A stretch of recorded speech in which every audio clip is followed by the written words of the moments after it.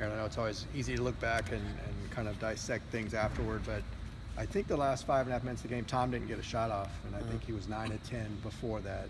Was there any talk about getting him a shot toward the end when he was on a roll there and scored 10 consecutive points? Well, obviously he was hot, so we were going to feed the hot guy.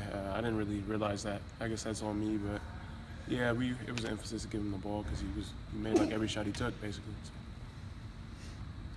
How did you guys respond in practice to a tough home loss these last couple of days? There's a lot of energy. Obviously, we're upset about the loss, but we got to continue to move on, and I felt like we've done that in the past couple of days.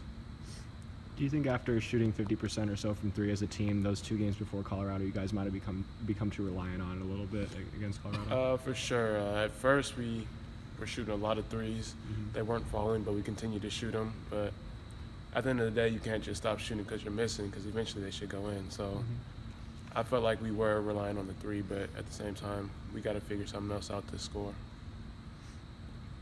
Does dropping 1 at home kind of increase the sense of urgency to bounce back quickly on the road here? For sure. This is a big road trip. We're going up to the Oregon schools, and it should be a fun time. Obviously, they're playing really well. They're hot right now, so it's going to be difficult, but I think we can get it done. You guys have seen a lot of zone. Coach was talking about like 11 out of the 12 teams basically use a lot of zone now in the Pac-12. Has that been a hard adjustment to get used to, or is it or do you kind of learn things and apply it to the next game, or how does that kind of work? Well, yeah, you apply things from game to game, obviously, what you've done wrong and what you can do better. But, I mean, either way, you got to attack it. So against man or zone, we got to play the same and attack and try to get easy baskets. Going off the zone, is there a higher emphasis maybe from Coach Alford or someone else on the staff to get more looks in transition before the defense can set up in their zone?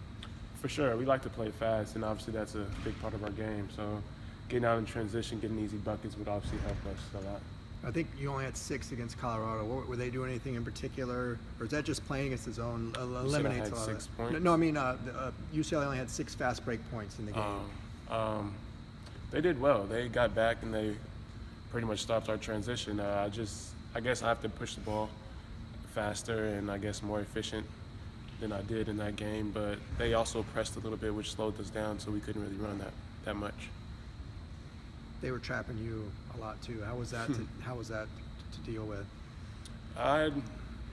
Being the top scorer, I knew it was coming. So I just tried to help my teams and put them in positions to succeed. Obviously, throwing it out the trap, I needed them to attack rather than just hold the ball. But again, it's a learning experience. I mean, I made some dumb mistakes, obviously, within the trap and how they played me on offense, which I got to correct. So it's just a learning experience. Anything else for Aaron?